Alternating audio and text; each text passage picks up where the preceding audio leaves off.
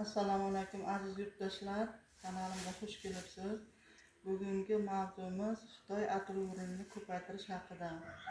Xitoy atirgulini ko'paytirish haqida o'zbek tilida ham, rus tilida ham internetda adog'i yo'q yuzlab videolar bor.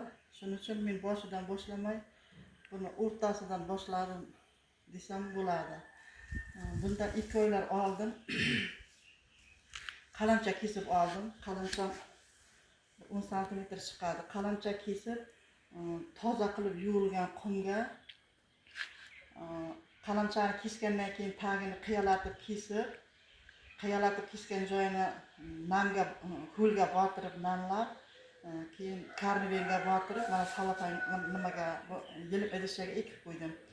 Ekib qo'ygandan keyin bu qum nam bo'lish kerak. Mana hozir ham nam holda turibdi. Buni mana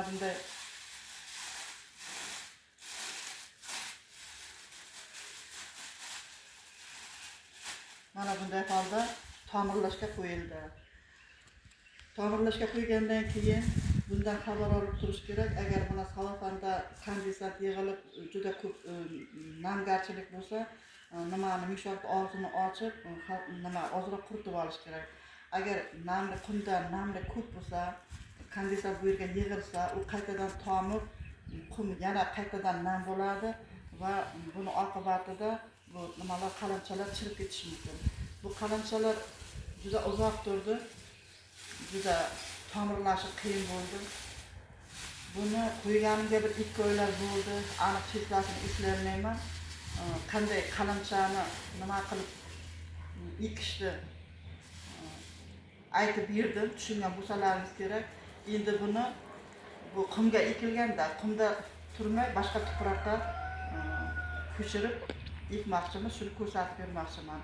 Buni uchun buni endi tomirlari boya ochib qaradim, uncha rivojlanib ham ketmagan. Lekin tomirlari juda uzun bo'lib ketsa, ikkinchi lat yeydi deb shu kecha kunduzda buni ekishga qaror qildik. Hozir shu jarayonni ko'rsatib beraman.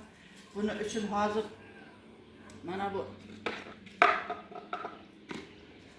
mana bu yelim idishga, o'zim razmerida yelim idishga torf bilan qum aralashtirilgan tuproq tayyorlab, ta'mirlangan nimalarni, kitayskiy atirgul cherinkalarini ekamiz. Mana tuproq, bir hissa torf, bir hissa qum, yarim hissa chirindili tuproq. Buni hozir aralashtirib olamiz. Mana bir hissa torf, bir hissa qum, yarim hissa chirindi va ozroq perlit qo'shib tuproq tayyorlab, mana idishimizga solib oldik. Endi ta'mirlangan gullarni shu qorishmaga ekamiz.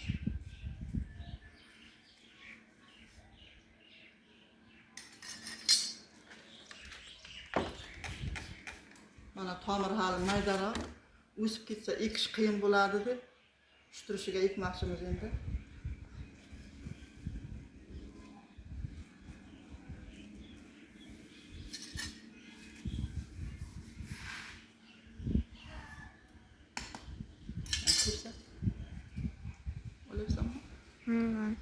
Yaqinlashtirdim.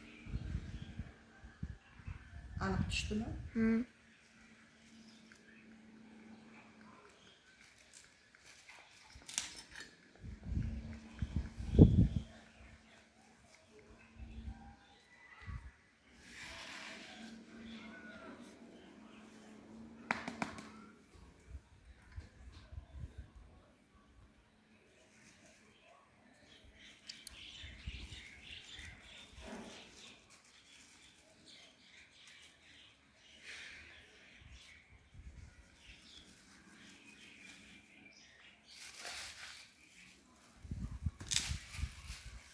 Buni endi yana o'sha salofanga solib, bir hafta ochib, yopib, ochiq havoga o'rgatamiz. Suvni mana bunday nimadan namlab kam quyib turamiz. Nasib bo'lsa tutib ketadi, chunki tomiri bor. Shuning bilan videomiz tamom. Manzur bo'lgan bo'lsa like bosing, obuna bo'ling. Yana videolarda ko'rishguncha xayr.